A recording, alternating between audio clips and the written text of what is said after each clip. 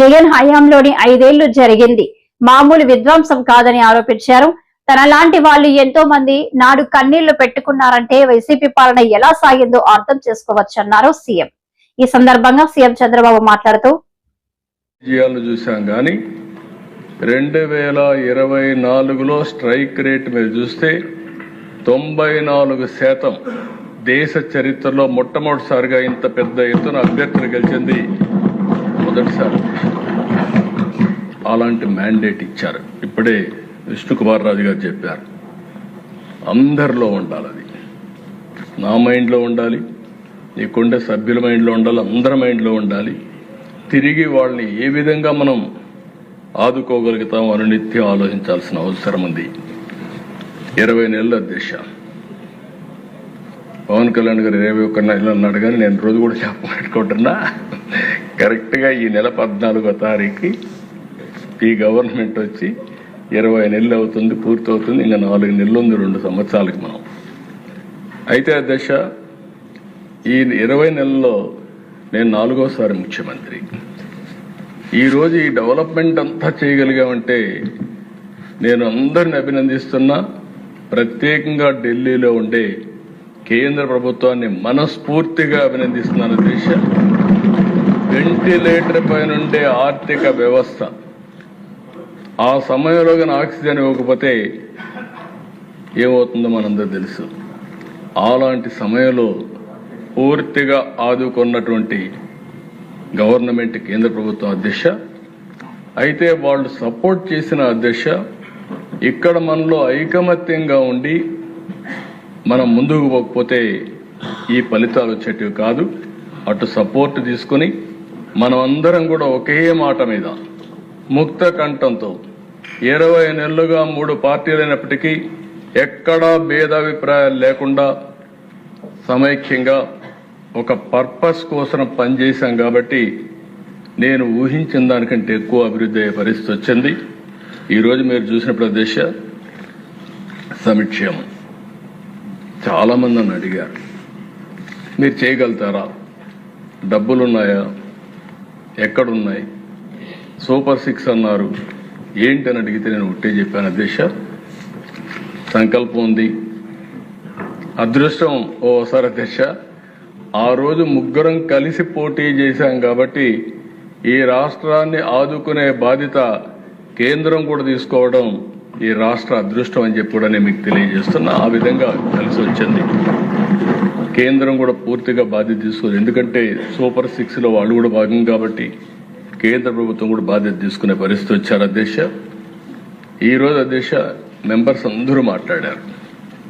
అందరూ మాట్లాడినప్పుడు మీరు చూస్తే ఒక చరిత్రలో ఎప్పుడు జరగడానికి దీనికంటే కూడా ముందు అధ్యక్ష ఒకసారి మనం గుర్తుపెట్టుకోవాల్సిన అవసరం ఉంది. నేను రాష్ట్ర ఆర్థిక పరిస్థితులన్నీ ఎక్స్ప్లెయిన్ చేశాను.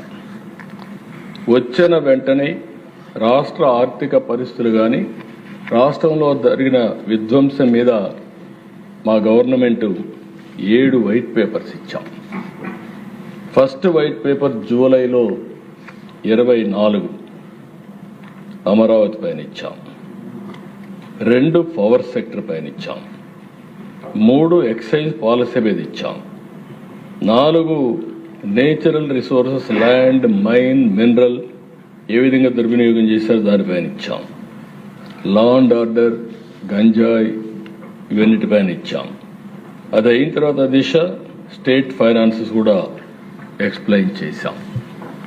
ఇవన్నీ చేసిన తర్వాత దిశ అక్కడితో కూర్చోకుండా ఆ రోజు ఈ ప్రభుత్వం మీరు ఒకసారి చూస్తే ఇమీడియట్గా 2 government of India Viksit Bharat తయారు చేస్తే మనం కూడా స్వర్ణాంధ్ర 2047 విజన్ తయారు చేశాం. విజన్లో నిర్దిష్టమైన లక్ష్యాలు పెట్టుకుని క్లారిటీతో ముందుకు పోతూ ఈ 20 నెలలు ప్రయాణం సాగించాం. సమీక్షలో మీరు ఒకసారి ఆలోచిస్తే అధ్యక్ష ఎవ్వరూ ఊహించిన విధంగా ఈరోజు మీరు చూస్తే ప్రపంచంలోని అతిపెద్ద డీబీటీ ప్రోగ్రాం పెన్షన్ ఇచ్చే కార్యక్రమం అధ్యక్ష. ఇప్పుడే పవన్ కళ్యాణ్ గారు చెప్పారు, మంచం మీద ఉండే వాళ్ళకి 15,000, సీరియస్ డిసీజెస్ ఉండే వాళ్ళకి 10,000, 4,000 మామూలు వాళ్ళకి, దివ్యాంగులకి 6,000, మొత్తం కలిసి ఎవ్రీ మంత్ దిశ 2,700 నుంచి 800 కోట్లు, సంవత్సరానికి దగ్గర 33,000 నుంచి 34,000 కోట్ల రూపాయలు ఇచ్చే ఏకైక ప్రభుత్వం భారతదేశంలో మన ప్రభుత్వం దిశ. దీని మీద కొంతమంది మాట్లాడుతున్నారు. మనం ఆ రోజు 5 ఏళ్ళు ఒక 500, 600, 750 పెంచుకుంటా పోయారు. చెప్పిన మాట కూడా ఈ ప్రభుత్వం యొక్క కమిట్మెంట్ పేదవాళ్ళకి మీరు ఒకసారి చూస్తే ఏప్రిల్ నుంచి ఇస్తా ఉన్నాం. ఏప్రిల్ నుంచి ఫస్ట్ టైం ఈ ప్రభుత్వం వచ్చిన వెంటనే జూలై నుంచి బకాయిలు కూడా చెల్లించి ఒక్కొక్కరికైతే 7,000, 8,000, 10,000 రూపాయలు కూడా వచ్చే పరిస్థితి వచ్చింది. ఆ విధంగా మనం ఇచ్చే పరిస్థితికి వచ్చాం. రెండవ దిశ, ఆ రోజు ప్రభుత్వం చెప్పింది అందరికీ ఎంతమంది పిల్లలుంటే అంతమందికి ఇస్తామని చెప్పి ఒకరికే ఇచ్చారు. మనం ఆ రోజు చెప్పాం ఎంతమంది పిల్లలుంటే అంతమంది పిల్లలకి ఆ తల్లుల పేరిట 15,000 రూపాయలు వేస్తామని ఒకేసారి అందరికీ ఆ డబ్బులు వాళ్ళ అకౌంట్లో వేసి 10,700 కోట్ల రూపాయలు తల్లికి వందన కింద వేసిన ఏకైక ప్రభుత్వ దిశ దేశంలో ఎక్కడా లేదు. ఒకేసారి వేసాం. మూడో అతిపెద్ద ప్రోగ్రాం అధ్యక్ష ఇప్పుడే విష్ణుకుమార్ రాజు గారు చెప్పారు. 43 కోట్ల మంది ప్రయాణం చేశారు. లాస్ట్ ఆగస్టు 15 మనం చేస్తే పోయిన సంవత్సరం ఇప్పటికి చేసే పరిస్థితికి వచ్చారు. ఆ రోజు సాధ్యమా అన్నారు, అసాధ్యమన్నారు. దీనికి కూడా దేశాన్ని మనస్ఫూర్తిగా ఆర్టీసీని కూడా అభినందిస్తున్నా.